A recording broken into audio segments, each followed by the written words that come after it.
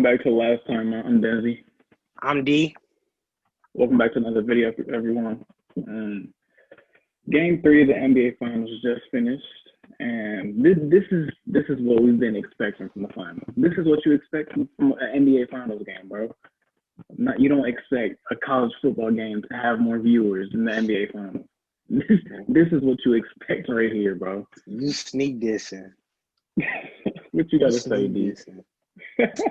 Nah, man. I agree with you. I totally agree, man. This is what we've been waiting for. This is everything we needed. And like I was telling Denzel, we're getting into the episode. I have 4 questions that's gonna cover the whole game without us getting off track because like the game just finished and there's so much we want to say, but a lot of times we kind of get off course trying to say too much at one time. So I put it in the 4 questions. So I'm gonna go ahead and start you off with question 1. What went wrong for the Lakers? A lot of things went wrong. First off, the turnovers, bro. They started off the game early.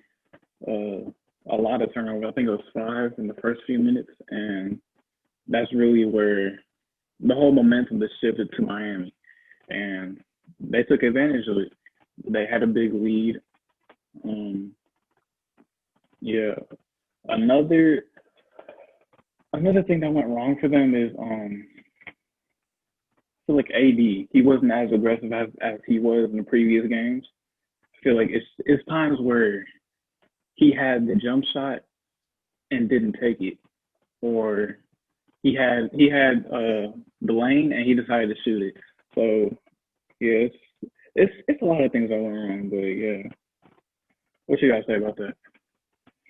I agree with you, especially that part on the turnover and especially Anthony Davis.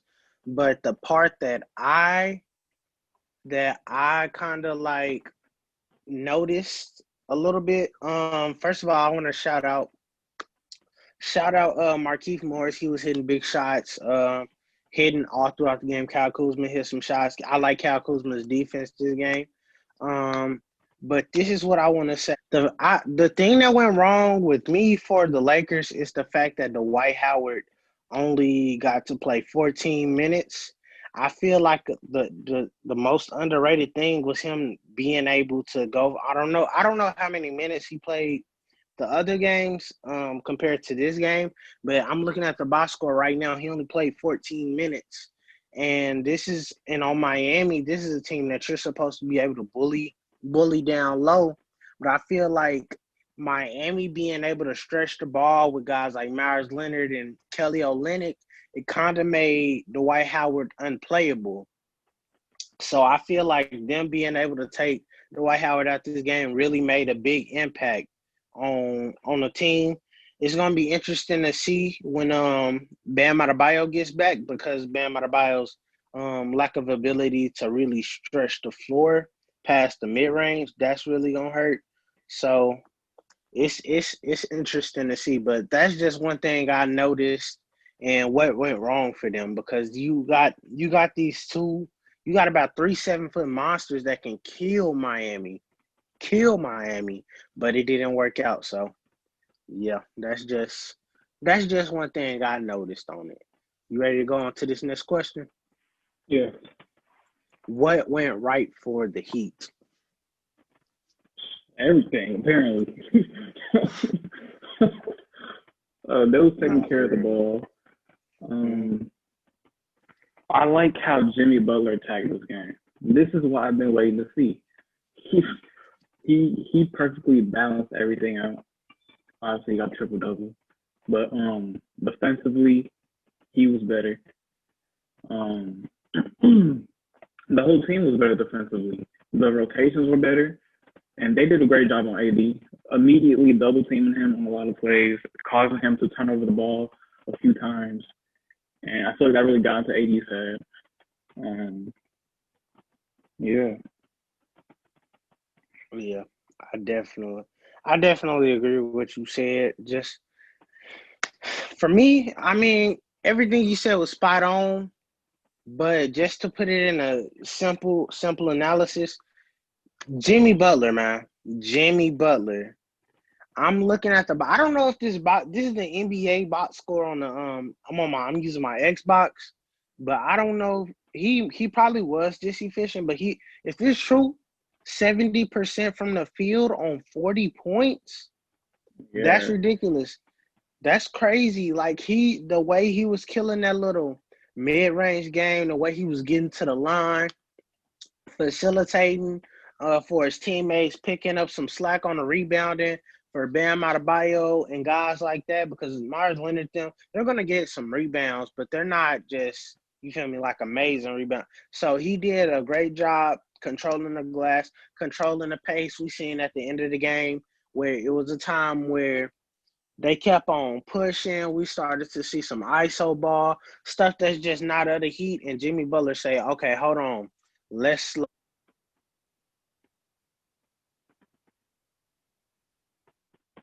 He showed his leadership. So he was timeless tonight. He was timeless tonight. Kelly Olynyk came in and gave him some good production too. But yeah, you ready for the next question? Yep. All right, the next question is, what do the Heat have to do to just stay in this series? That's tough. They got to do exactly what they did this game.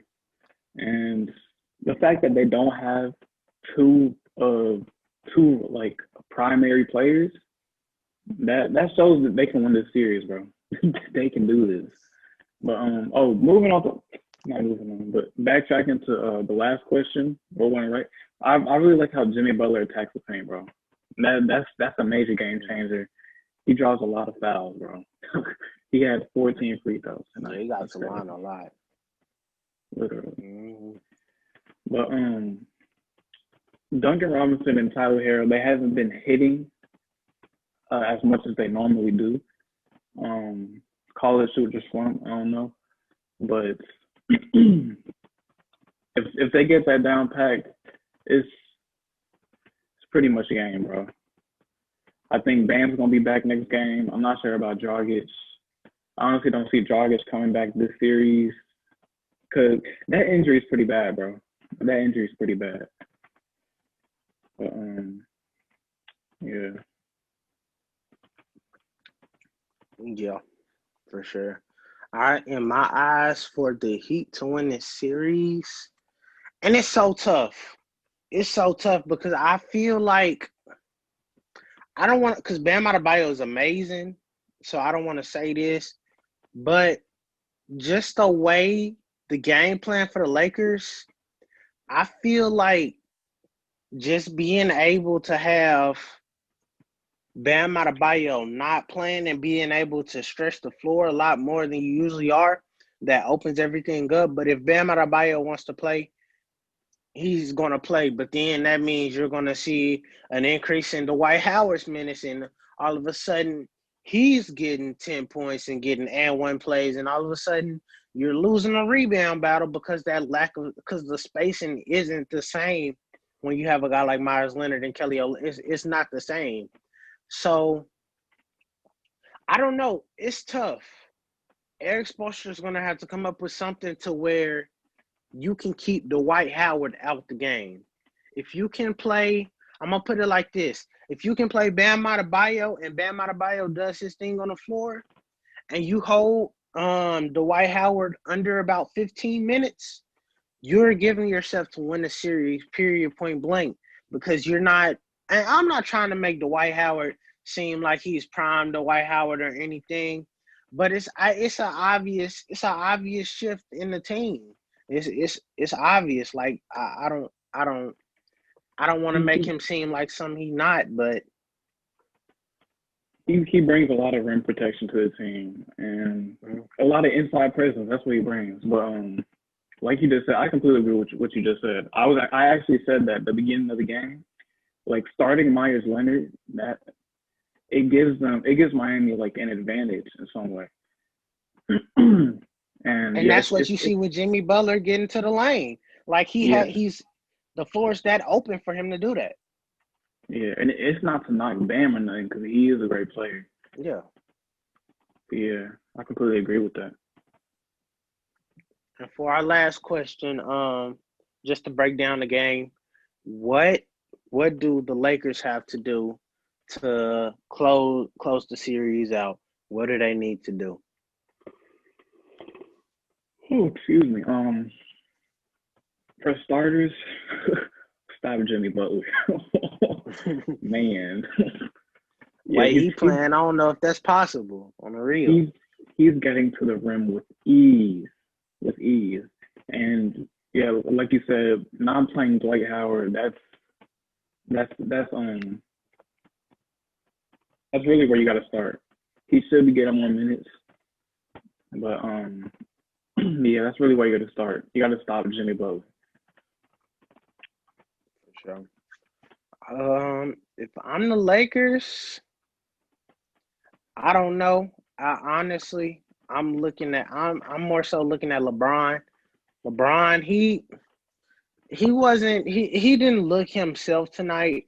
We definitely did see him get aggressive, but I feel like if LeBron wants to make it out this series alive, I feel like people are underrating the Miami Heat. If LeBron wants to win this series, he's going to have to go back to old LeBron. I'm not saying he got to go out and have a 40-point triple double every night, but you're going to have to assert yourself on this Miami Heat defense because when you do, there is no game plan for LeBron.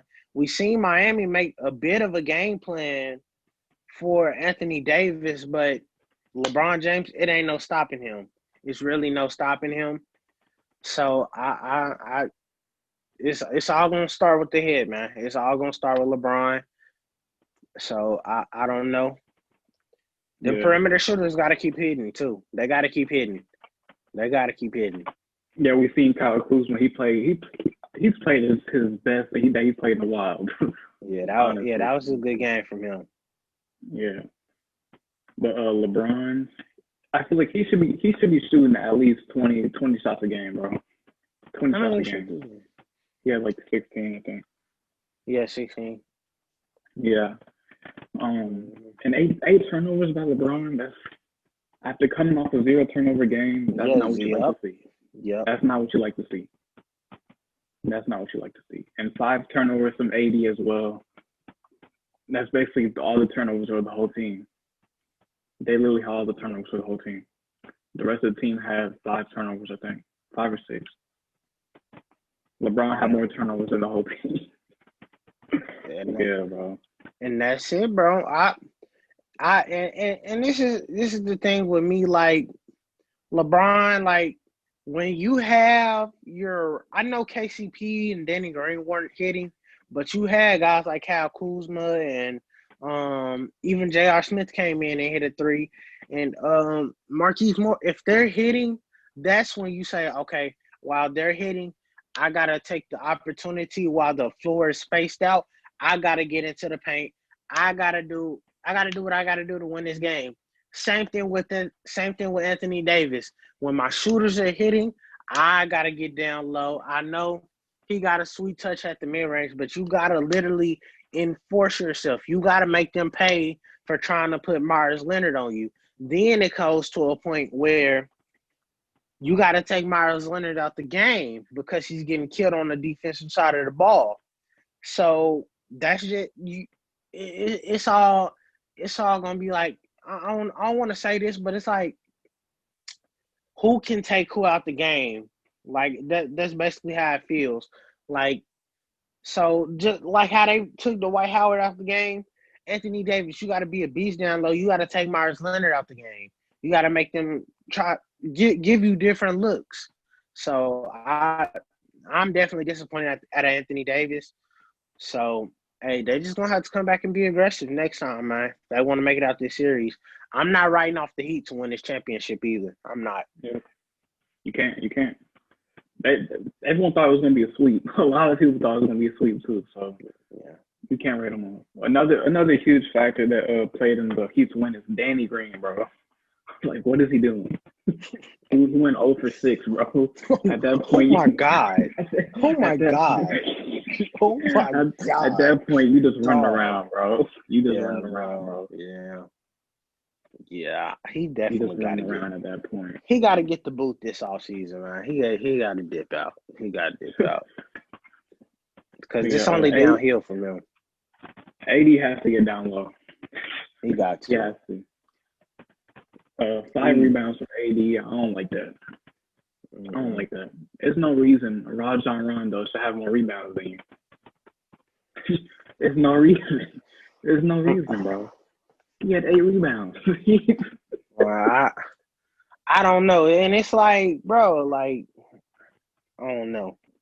I I don't know. Maybe it was just the lack of them being able to get him the ball in the post. It certainly didn't look like it. It looked like, because like you said earlier, when he got the ball down low, like they just trapped him every single they time. immediately trapped him. And there was points in the game where it was just a whole bunch of miscommunication for the Lakers. Yep. Yeah.